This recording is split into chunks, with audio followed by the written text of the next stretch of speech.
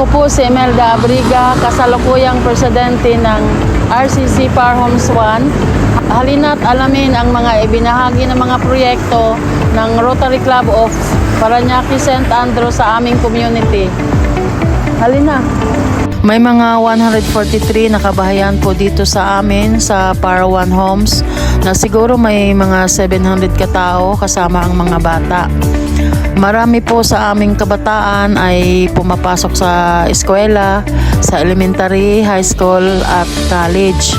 Una po wala kaming internet at para po makapag-internet ang mga estudyante namin ay nagdi-data po sila. Kaya lang po ay mabagal ang data at mahal. Dahil nauubos po agad ito, depende sa gamit. At saka alam nyo naman po ang mga bata baka hindi lang po sa homework ginagamit ang data. Iyon, pinagbabayad po nila sa data ay galing po sa mga baon din nila. Kaya po, nung tinanong kami ng RCPSA kung ano po yung mga kailangan ng aming community, sinabi ko po na Wi-Fi internet connection po kasi yun po talaga ang kailangan ng aming community. Kaya ang ginawa po ng RCPSA, nag-apply po sila sa district grant ng 60,000. Ako naman po nagpunta sa office ng PLDT. Nag-inquire po ako kung paano po sila makapag-provide ng internet connection doon sa aming lugar. Ang PLDT naman po ay nakipag-ugnayan sa Barangay La Huerta at sa HOA ng Parwan at para makakuha po sila ng permit at makapagkabit ng poste po para magkaroon po ng internet connection sa aming lugar. RCPSA naman po ay nagpadala ng technician para ikabit po ang mga kailangan para sa Wi-Fi connection. May ginawa po din silang sistema na paggamit ng voucher. Pamagitan po ng vouchers ay nakokontrol po namin ang gamit kung ilang oras, ilang araw, ilang linggo hanggang isang buwan. Ang pangalawa po naming project para sa estudyante ng Power One ay ang printing and photocopying services para sa estudyante po namin.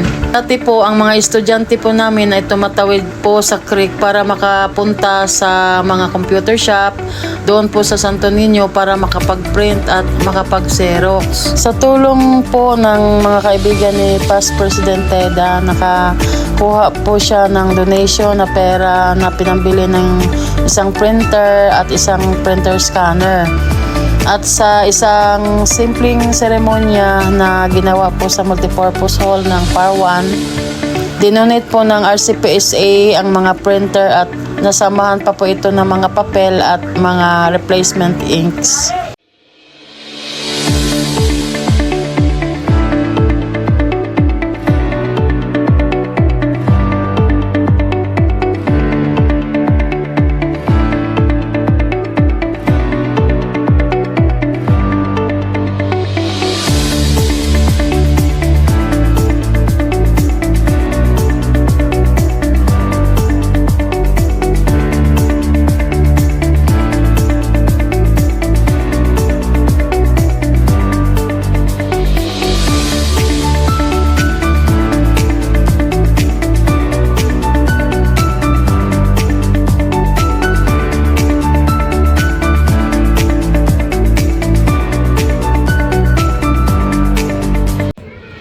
At dahil po binigyan niyo ako ng pagkakataon ng magsalita, nais ko pong magpasalamat sa Rotary sa walang sawang pagtulong po ninyo.